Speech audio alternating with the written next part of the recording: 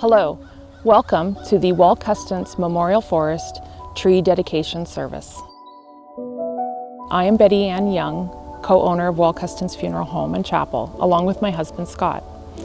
We are supported by our dedicated team, especially Taylor Young and Laura Wamwell. We have gathered here in the Arboretum for 31 consecutive years. Who knew that we would be struck by a global pandemic and would have to change the way we do things? This, our 32nd year, we gather online. We have planted 890 trees this year. This shows that you are not alone in your grief journey. I too have planted a tree in memory of my dad. While we will miss our loved ones dearly, just knowing that there is a living tribute in their memory, I hope will bring you comfort. His tree and all of our trees will continue to grow here in the Arboretum. Did you know that the University of Guelph Arboretum is one of the top arboretums in North America?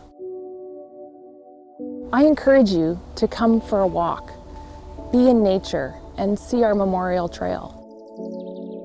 My hope is that you will feel peace, a sense of love, and be connected to community.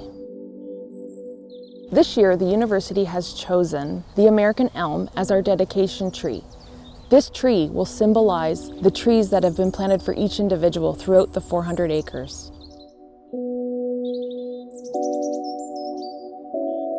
Thank you for joining us today. I'm Justine Richardson, Director of the University of Guelph Arboretum. I wish we could be together in person to remember lives lost and plant a tree in memory here on Arboretum grounds. The Arboretum is like a living laboratory, and our grounds and forests have grown through partnerships such as this one with Wall-Custance. 50 years ago, in 1970, the university made the extraordinary decision to set aside this swath of land for an arboretum, for research and teaching and community outreach. We now have over 400 acres of grounds, wetlands, formal gardens, and trails which have been open throughout the pandemic. This season at the Arboretum has been so different due to COVID-19. Yet many things have continued.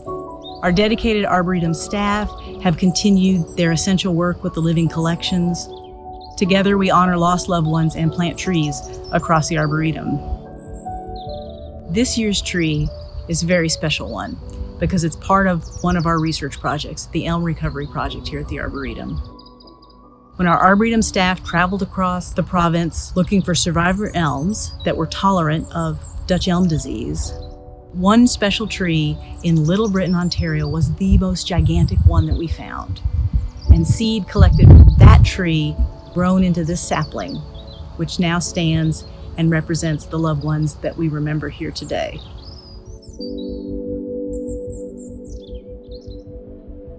Projects like this support specific trees such as this one and many plantings as part of a reforestation project across our Arboretum grounds. This supports our efforts, which, in the words of the University of Guelph mission, improve life.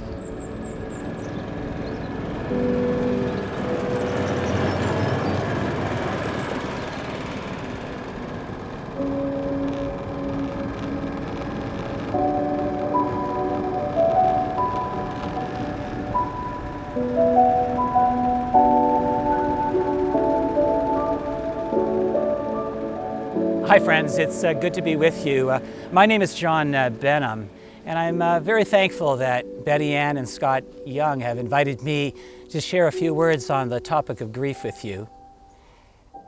The great reformer Martin Luther once said, "Even if I knew tomorrow the world would go to pieces, I would still plant my apple tree." These elm trees being planted this year at the University of Guelph are truly a gift to the world, and I believe a significant gift on the journey of grief.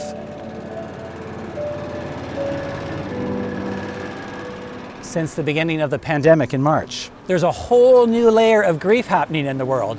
Not only are you grieving the loss of your loved one, but the whole world is grieving. And we're all grieving here together.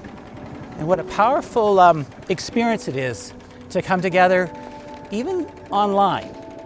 Someone once said, the work of grief is the work of love. And I believe in my heart of hearts that planting a tree here, like the elm trees planted, is a real gift of love. It was Dr. Phyllis Kaminsky, who's a specialist in grief, who said it so well recently. Every single human being is actually experiencing something called traumatic grief. It's been compounded, my friends, by the restrictions that, for the sake of everyone, have been imposed upon us. So we've perhaps been unable to see the loved one we wanted to in the hospital. Perhaps we've been kilometers away from them. You know, that inability to hold someone's hand, that inability to even hug someone at the graveside, all for the sake of taking care of each other, has really impacted all of us. That's why I believe planting a tree here and even gathering online like this is an important part of the journey of grief. We're doing something here together. Planting a tree is a lasting symbol for the future generations that in many ways says that the one you love so dearly and miss so dearly, not only did their life matter to you and your family, it matters to the future of this world. Anytime I've experienced grief, even traumatic grief, I go out to the forest. I need to find a sense of grounding and a sense of, I would say, peace. I've personally had a deep loss this year. One of my best friends, David, I would laugh with him every week. We'd have a morning coffee here in Guelph every Wednesday. And just before COVID, he died. In fact, it was the last funeral I was a part of before COVID happened. He taught me how to laugh, and his spirit is still much traveling with me still. And I've been reminded in this journey of grief personally how important it is to take care of yourself. The journey of grief is also unique and personal, but for me, I'll share with you exercise, journaling, art, music, sports. These were all examples of expressing myself in self-care and love. Even finding a counselor, a psychotherapist, a listening friend are so important and can make all the difference. Grief is highly individual, and I want to underscore there's no timeline. Stages do not go in denial, anger, depression, acceptance. It goes all over the place. I still remember my sister whose daughter died at a young age of cancer, and Joanne says it to this day, it takes years. It takes years to journey through this.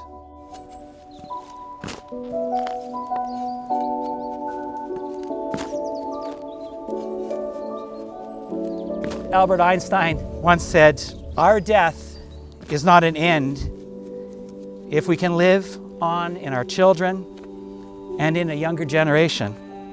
I believe trees planted here at the university is a symbol that we are caring for the future. For the future matters. I have a graduate son of microbiology, and he's the first to say, COVID is challenging, Dad, but this planet matters too. And for his generation, planting trees is one of the most important things we can be doing right now. So here's my wish for all of you, my friends. Sometimes we can get stuck on the journey of grief. Please, don't be afraid to reach out, to ask for help from a professional, from a friend. And finally, I've learned that we don't get over grief. We learn to live with grief and losses in our life. My friends, in time, as you think of your loved one, there will be more joy that will come to your heart and mind than perhaps the tears that flow now. But the tears are a gift. Recognize those tears that even years later after my parents have died, I've had tears of joy and sadness just thinking about them as I've watched my kids grow and graduate.